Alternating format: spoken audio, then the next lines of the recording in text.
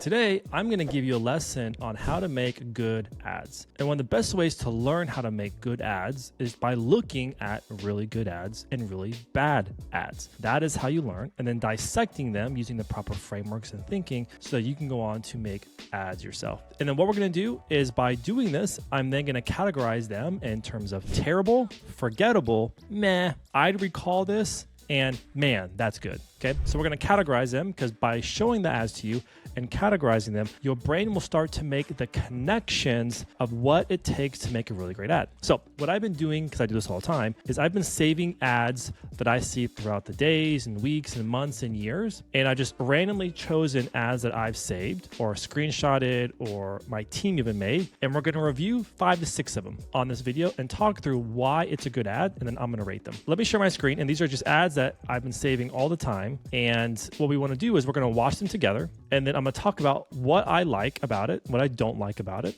And then we're going to rate them. So we're going to watch them. I'll take a screenshot and then I'll put them in a Miro board. And then we're going to talk through how I would rate them and why. Okay, let's watch the first one.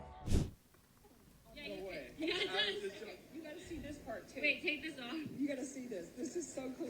Okay, you can charge your phone. Then watch this. Oh wait, I have to get the lock. Get the lock. Kidding me.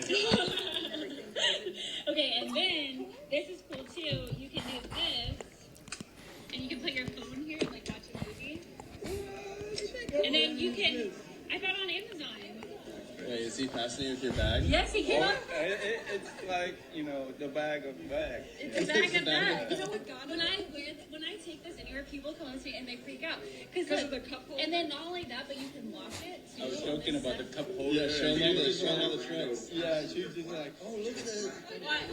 I swear in another life I was like a QVC host. Yeah. So this is where you can also charge everything too. It has like the cords inside, and then you put your laptop in here. It has other pockets, and then walk right up. Wow. Yeah. It has 360 wheels. I love that it has this hook too for the. And it's regulation for inside, for the carry-on. It's regulation size. She's a beauty. Everybody loves her. I know. What did you guys think? I'm going to give my reasoning. I think this is a pretty good ad. I'm going to rate it in a few minutes after we watch a few others, but I really like this ad for a lot of different reasons. The first one, quickly, and then I'll get into the rest of them, is because it doesn't feel like an ad, number one. Number two, because it also feels incredibly natural, where it seems, and maybe it was natural and on the spot, because that person's asking questions that typically would handle an objection someone has for buying that luggage. And the fact that it feels so authentic that people are so surprised that it doesn't feel like they're trying to slam this down anyone's throat. Another few reasons why I like it is the demonstration of it. That's something I've talked about a lot on this channel, is it's so important to demonstrate your product because it builds believability. And the fact that she was demonstrating it from someone else, it felt not only authentic, but constantly demonstrating the different use cases of it. It made a very powerful and potent ad. Now, I don't know if this brand is actually running this as an ad. This was actually done organically. It would make an absolute killer ad. It would crush as an ad. And the other reason why I like it too is it breaks through what you would expect. What do I mean by that? It's very rare to see videos and things online in an actual airport. So the very fact that you're doing it in a place or a setting that isn't very commonplace of what you expect from ads is another reason why this works so well. Typically in an ad, you expect it to be like at a house or at a photo shoot. This is actually in an airport as it's happening. And also the reason why I like it is there's mistakes too. What I mean by that is a couple of times where the phone isn't optimally showing the right thing. Like they're kind of dropping it, resetting it, which just adds to the believability as well, that this feels very authentic. And that's another reason why this ad would crush, because it feels so in the moment and so real that anyone who watches this doesn't feel like they're being sold to. If anything, it's tricking them that they're being sold to. And that's a great reason why this ad's good. Okay, so I took a screenshot of it and we'll rate that in that categories that I mentioned in the beginning of the video next. Let's look at the next one. This is another good video I saw.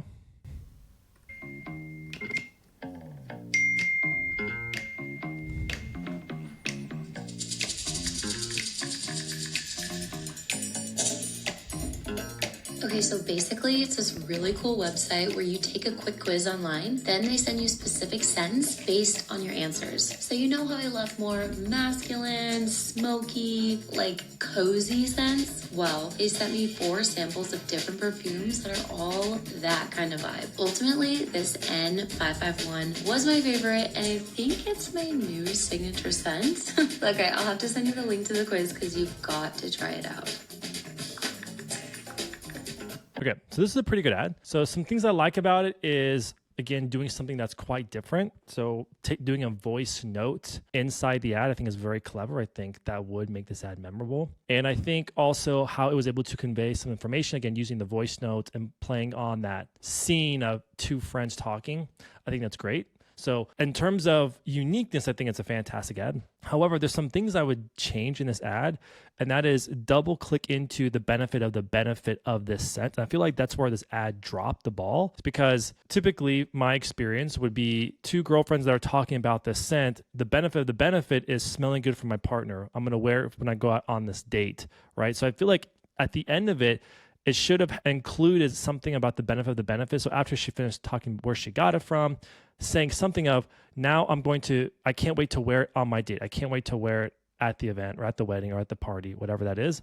Because the benefit of wearing cologne or perfume is what it actually does to a significant other, to especially if you're single, what it does to when you're on a date or trying to attract someone else. I feel like it dropped that ball there. I mean, overall, it's a really great ad, but in advertising, there's something that's called, can you show the benefit? Meaning, for example, like a benefit of drinking electrolytes is like, yes, hydration, but there's going to be many benefits that why they drink a hydration drink, right? Could it be because of health? Could it be because they want to give themselves a bigger edge in their fitness journey or their working out journey? Could it be other health reasons?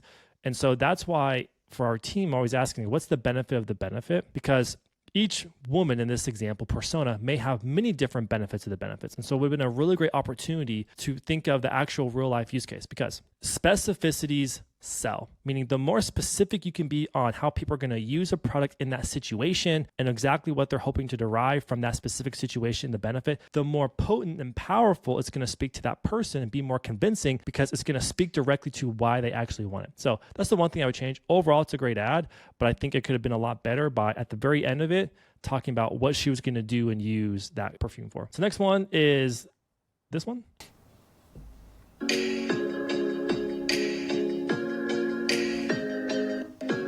So overall, this is a good ad. I include this one because this is actually an ad that we manage for a brand, and it's converting quite well. A couple of reasons why I like it. It's very short, and we learned this with this brand is, like, at the end of the day, we're trying to get attention, and a way to do that is by close-ups of something, so the close-up of the eye. So I think it's quite gripping, and that because it's quite gripping, it's also why it's performing so well. And the fact that, again, something that I'm really big on is demonstration. It shows how easy it is to apply those lashes is another reason why it works. I mean, it's not very entertaining, to be honest with you. So I think that's the one thing I wish we could find a better way is, like, how do we make this more entertaining? But in terms of actually conversion principles, in 5 seconds, very simply, it shows a benefit. It also shows how easy it is to put it on, and it demonstrates the product. And the fact that it's so short, obviously that works well too. All right, so this next ad is one that I saw. So how an embarrassing flaky scalp and a desperate need to fix it sparked a young woman to create her own solution, and it actually works. So I love these style of ads because you can call those camouflage style ads or advertorial style ads. It looks like it's literally just a screenshot from a news clipping. I'm a huge fan of these kinds of ads for that reason, and they do work quite well. Obviously, it's all heavily dependent on the copy and how believable that article looks, right? So I took a screenshot of this, and we're going to rate these in a few moments, by the way. Okay, this is one I saw from True Classic. Took a screenshot of that one, and since these are statics, I'm just going to explain why I don't like them in the Miro board. And then we've actually worked in this space before, and that's another reason why I picked that ad. So let me do this. I'm going to share my screen. Now we're going to go to the Miro board, okay? So I took the screenshot of these ads down here. So here's the ads. And there's actually an extra one I included. I included this one too as an extra one, okay? So let's kind of place these. So remember, this is the airport video. So this one, that was the first video we watched. Now, between these categories, how would you rate these? Terrible, forgettable, meh, I'd recall this, or that's good. Me personally, I'm going to put it here. The reason why is because I saw this video some time ago, and I still think about that video from time to time.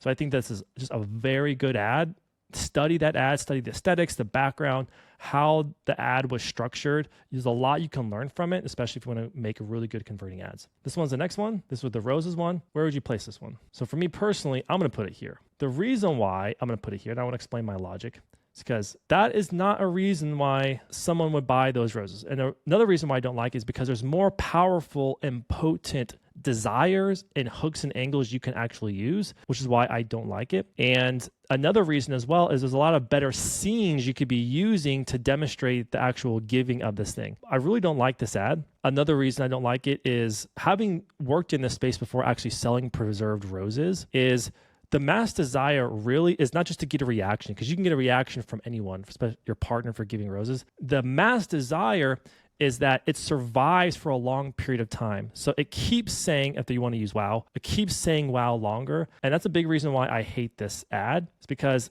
of all the mass desires and all the benefits of this product, they chose one that, in my opinion, is so commonplace. Everyone that sells a rose is running angles like this, and so it's just drowning out. And so I think that's why it's a terrible ad. So the next one, where would you place this one?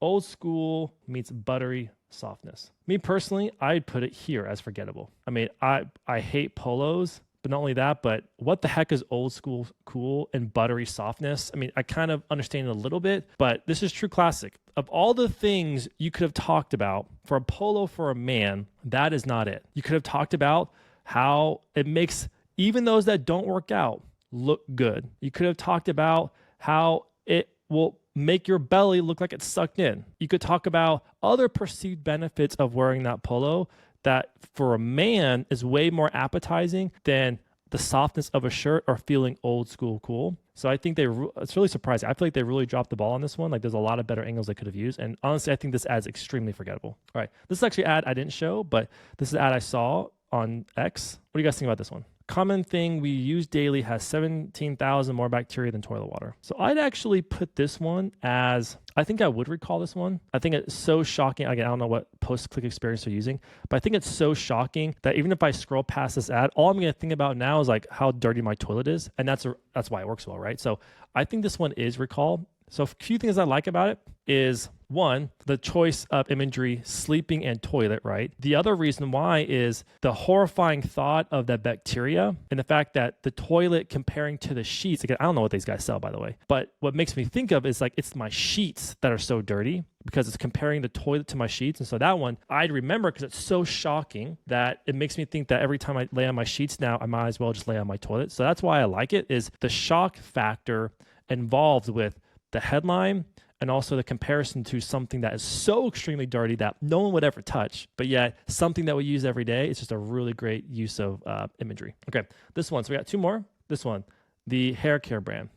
Where would you guys put this? Me personally, I put it here as meh. Now, I happen to know this one converts, but the reason I put it here is a few things. I think before and after is really good, but personally, it's all about the brand. And so, I mean, people like success stories, sure, but I would have liked instead to focus more on the consumer or create a sense of intrigue instead of saying how embarrassing flaky scalp and a desperate need to fix it sparked a young woman to create her own solution. Instead, I would have made it a bit more interesting around woman solves 1,000-year-old problem by accident and it turned into a thriving business, right? That's a way more intrigue than this one. This one, it pretty much tells me that I don't even have to read the article to know what it's about. So I'd want to do something kind of more like this one where I don't know what it's saying, but that means I need to read the article, because this one, I wouldn't have to read the article to know what it's saying. So that's one way I think I would change about it. All right, last one is this one. So you remember, this is